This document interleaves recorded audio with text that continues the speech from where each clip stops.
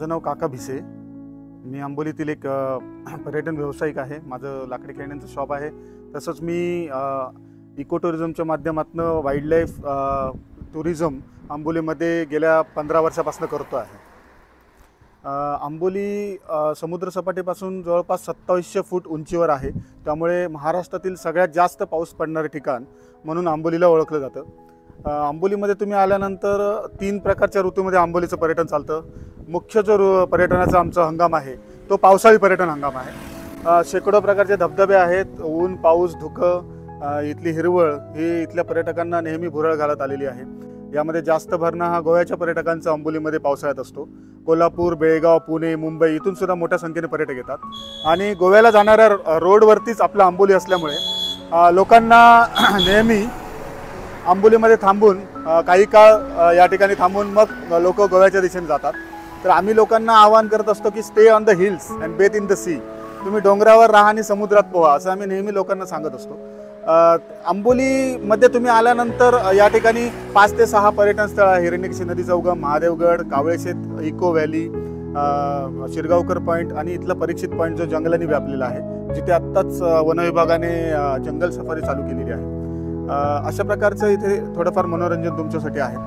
मनोरंजनापेक्षा मी म्हणेन, तुम्ही जर रिलॅक्स राहायचं असेल, तुम्हाला शांती पाहिजे असेल, पीस पाहिजे असेल, तर आंबोलीसारखं दुसरं ठिकाण नाही.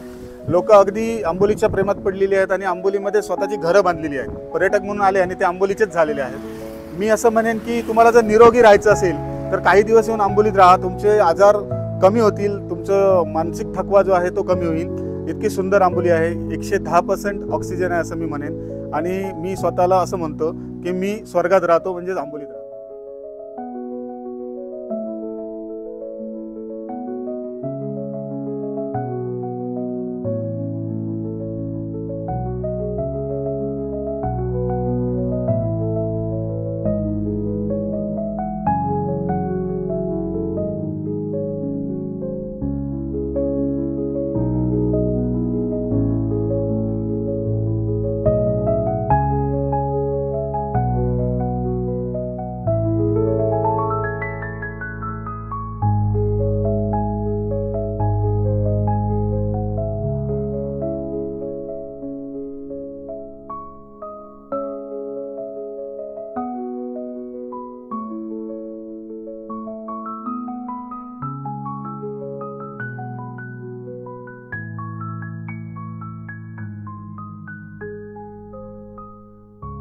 मी नमन सावंत धावसकर, गोवा वाळपई येथून आलेली आहे.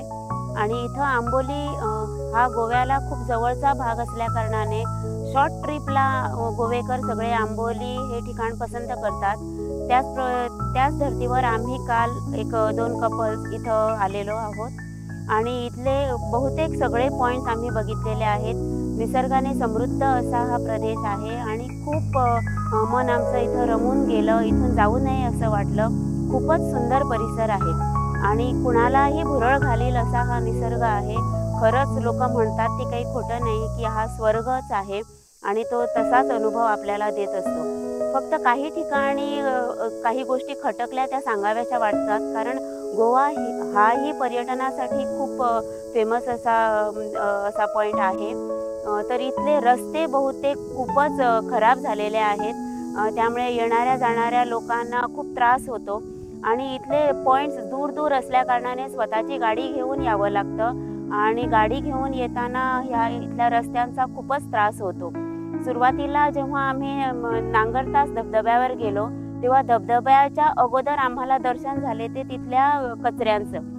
तर कचऱ्याला काहीतरी आपण व्यवस्थापन त्याचं केलं पाहिजे असं महाराष्ट्र शासनाला मी विनंती करू इच्छिते की प्रत्येक पॉईंटला आम्ही गेलो तिथं कचऱ्यांचं दर्शन अगोदर होतं की सगळ्या बिस्लरीच्या आणि इतर ठिकाणच्या बॉटल्स इथं तिथं अस्ताव्यस्त पडलेल्या दिसतात आणि त्यामुळे त्या जागेचं सौंदर्य हे कमीच होतं आणि पर्यटकांचा दृष्टिकोन थोडा वेगळा होतो. त्यामुळे त्या जागेचं सौंदर्य, त्या निसर्गाचं सौंदर्य जर आपण राखायला पाहिजे तर कचऱ्याचं व्यवस्थापन हे नीट झालं पाहिजे आणि रस्त्याचं डांबरीकरण चांगल्या प्रमाणे झालं पाहिजे असं मला वाटतं.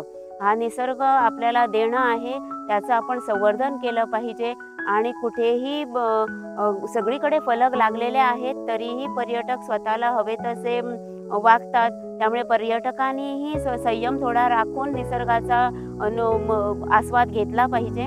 त्यामुळे निसर्गाचं संवर्धन होईल आणि पुढच्या पिढीपर्यंत हे निसर्गाचं लेणं आहे ते पुढे जाईल. धन्यवाद.